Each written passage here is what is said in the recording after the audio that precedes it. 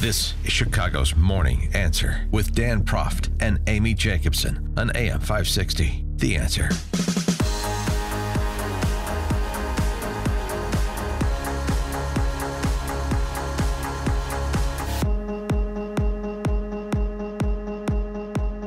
Good morning, Dan and Amy.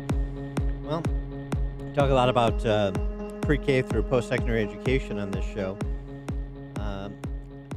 The press corps and politicians focus on inputs. Never shall they connect them to outputs. So it's interesting to note this report announced yesterday, creators of the ACT test, announcing that scores for the class of 2018 are the worst reported in decades. Math scores are in free fall, falling to their lowest mark in 14 years. Only 40% of 2018 graduates meet the math benchmark. It's down from 46% 6 years ago. We also saw readiness in English, which has been trending down over the past several years, dropping from 64% in 2015 to 60% this year. Readiness levels in reading, 46%, science, 36%, were both down a percentage point from last year. So that Common Core has really been a godsend, clearly. Oh, yeah. I know the ACT is only one measure, but it is a measure. And considering that K through 12 spending is going up at a 45-degree angle in places like Chicago and Illinois. We're not getting a lot of bang for our buck there. I would say maybe the focus on race and gender politics in the classroom to the detriment of reading and science and math should be reconsidered. Gosh, I don't know. I'll tell you what, it's interesting what happens when parents get involved. In Kansas City, lesson for parents out there, the Pacific Education Group, we've talked about them before. They were part of the New Trier I Hate White People Seminar Day. They've been brought into other K through 12 school systems that are obsessed with quote-unquote equity, social justice, intersectionality, the same things going on college campuses.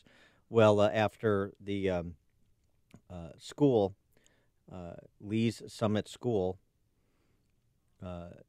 wanted to bring the Pacific Education Group in, pay them $7,000 to come in and teach staff and teachers how to achieve racial equity in education. Parents push back, and that has been scrapped for now. So, boy, parents pay attention, parents get involved. Maybe you can stop anti-intellectualism in the classroom for your children. Which brings me to this piece that I saw in commentary from Chloé Simone Valdary. Whiteness is blackness, blackness is whiteness. And the whole kind of everything you are is wrapped up in your skin color. Talked a lot about this too, but I think she offers a timely take after the Kavanaugh hearings and some of the op-eds that have derived from those hearings, excoriating white women for not being down with the struggle against Brett Kavanaugh, just like they weren't down with the struggle for Hillary Clinton. So for more on this topic, we're pleased to be joined by Chloé Simone Valdary, who is brand ambassador at Jerusalem University, which is a digital media company based in Jerusalem.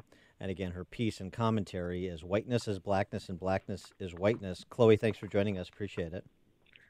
Thank you for having me.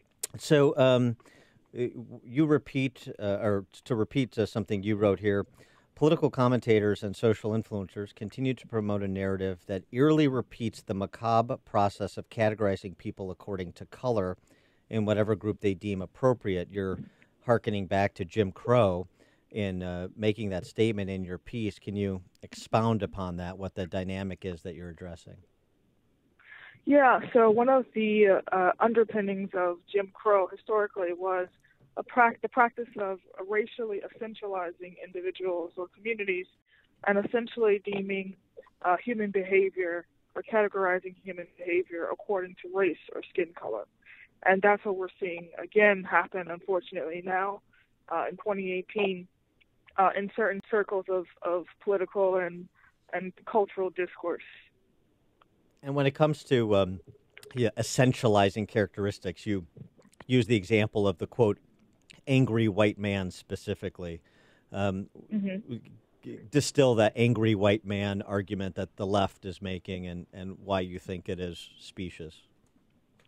Right. So the argument goes that individuals, for example, like Kavanaugh, because he displayed or he showed signs of anger or distraughtness, if you will, that he was exhibiting that angry white male syndrome. And my sort of retort to that was, well, when Bill Cosby was convicted earlier this year, he cursed out the prosecutor, and no one in their right mind would deem that as angry black male syndrome, because we know that whole communities should not be categorized or characterized according to the individual behaviors of single members of that community. That is the definition of stereotyping and prejudging people based upon the actions of others. And so that's a way in which we've seen this return of racial essentializing of people, of individuals, in the name of social justice, even if someone was angry or indeed exhibiting a sense of entitlement. There's nothing particularly black or white about that. That is actually fundamentally human. And so why do you think it is that people who are making these arguments, like Ta-Nehisi Coates, are celebrated, and they're supposed to be sort of this new intellectual set, and the arguments that are being made by you and Eli Steele and others are not given as much attention? Well, I think that it is an easy impulse to engage in, the impulse of believing in a sort of justice that is defined by, quote unquote, evening the score. I think that is an easy thing to feel attracted to. It's not a sober political idea, or it's not a wise political idea, but I think we have impulses to believe in that, and I think that is where a lot of people are coming from. A lot of people actually promoting this, I think some of them at the very least have good intentions, but this evening the score type justice is not going to create an egalitarian society. The search for cosmic justice is both impossible and also precludes the creation of an egalitarian society. I'm not sure. I mean, obviously, to a very large degree, Ta-Nehisi Coates is certainly more popular than I am. I think that on the surface, he's a very beautiful writer until you actually unpack what it is he's saying.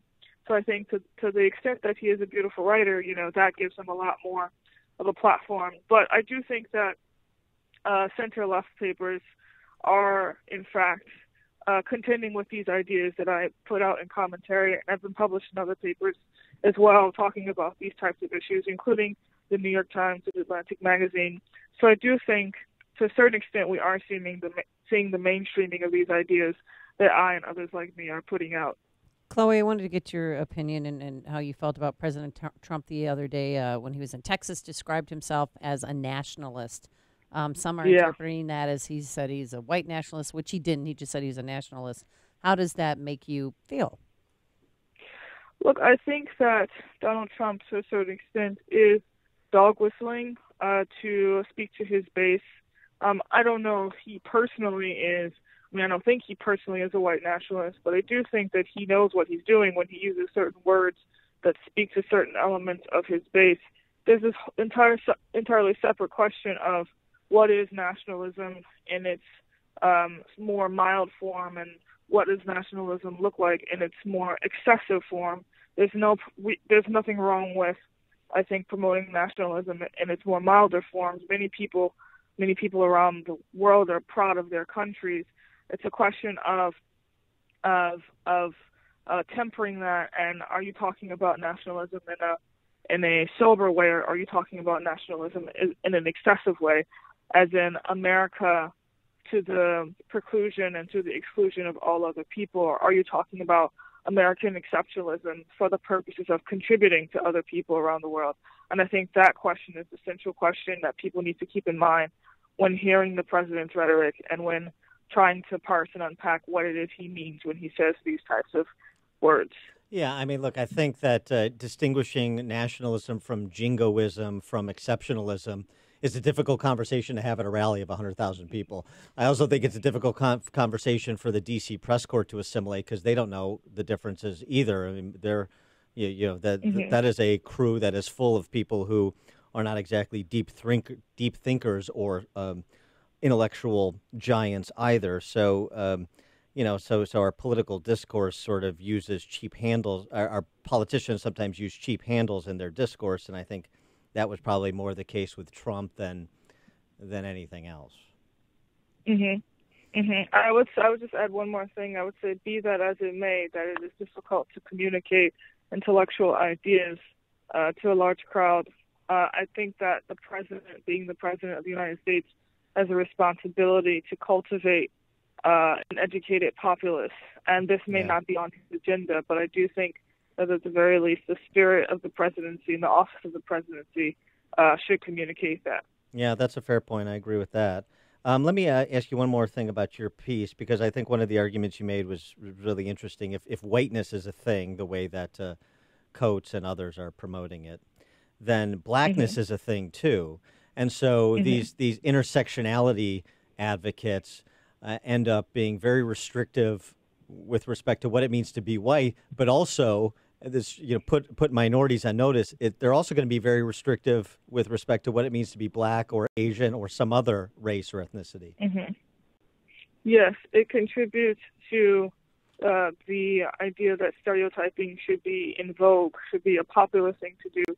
I think we saw this when Ta-Nehisi Coates wrote about Kanye West in the Atlantic magazine, where essentially by trying to draw a line to define what he thought whiteness was, inevitably and inadvertently drew a line about how he defined what blackness was, which is the exact opposite of what we've been attempting to fight for, at least historically in the civil rights movement, and certainly from an artistic perspective. If you look at, and I talk about this in my piece, if you look at the black artists of the Renaissance, the Harlem Renaissance movement, and others who are historically part of the civil rights movement, the idea of freedom entails the freedom